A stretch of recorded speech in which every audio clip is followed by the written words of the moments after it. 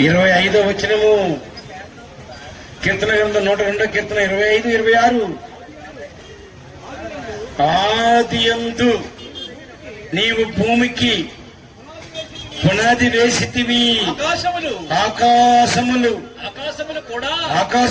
కూడా నీ చేతి పనులే. అవి నశించును గాని ఆకాశము భూమి నశించును గాని నీవు నిలిచి ఉంటావు. అవన్నీ వస్త్రము వలె పాతగిలిపోతాయి. ఒకడు అన్న వస్త్రమును తీసివేసినట్లు నీవు వాటిని తీసివేయదు. అవి మార్చబడును. నీవు ఏకరీతిగా ఉండువాడు. నీ సంవత్సరములకు అంతము లేదు. నీ సంవత్సరములకు అంతం లేదు. తరిగిపోతున్న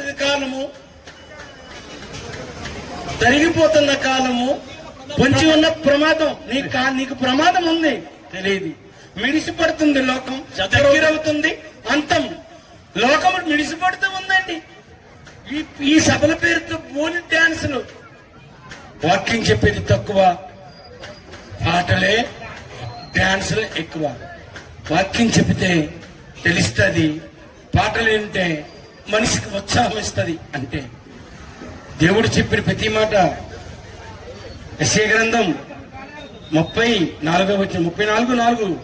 యెషయా గ్రంథం 34:4 వచనము. ఆకాశ సైన్యమంతయు క్షీణించును, కాగితపు చుట్టవలే ఆకాశ వైశాల్యము చుట్టబడెను. ద్రాక్షవల్లి నుండి వండర్ఫుల్. చుట్టేస్తాడు, భూమిని కూడా చుట్టేస్తానన్నాడు. అవి చుట్టిస్తే నువ్వెక్కడ ఉంటావు, నేనెక్కడ ఉంటావు? ఏంటిదంతా? ఈ చిన్న జీవితంలో యుగమని అనేసాడు. ఈ చిన్న జీవితంలో భార్యతో తనకు తప్పలే చచ్చిపోతాడు. హ్యాంగింగ్ వేసుకోడికి దేవుడు నేను పెట్టాడా? లేదు. నాయుడు నువ్వు అన్ని నేర్చుకో, నీకు ఇస్తాను. ఏంటి నేను నిజంగా వంటకెళ్ళానండి నా దగ్గరికి. దేనికి వెళ్తానని చెప్పలేదు. వంటకెళ్ళానండి. ఇలాంటి రోజు క్లాసులు చెప్పేస్తాను.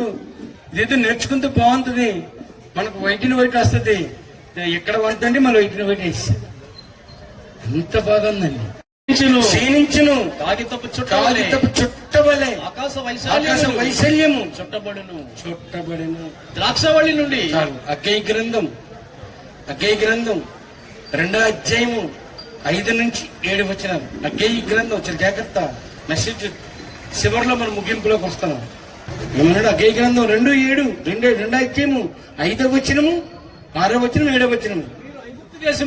నీవు ఐగుప్తు దేశములో నుండి వచ్చినప్పుడు నేను మీతో చేసిన నిబంధన జ్ఞాపకము చేసుకుని నా ఆత్మ మీ మధ్య ఉన్నది కనుక భయపడకుడి. మరియు సైన్యములకు అధిపతి యెహోవా సెలవిచ్చినదేమనగా ఇక కొంతకాలము ఇంకొక మారు ఆకాశమును భూమిని సముద్రమును నేలను కంపింపచేతును. ఎక్కడికి వెళ్ళిపోతావు? పని చెప్తానందండు దేవుడు.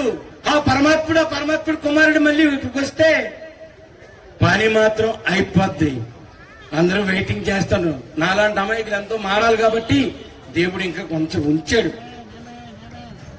లేదంటే ఉంచాడు.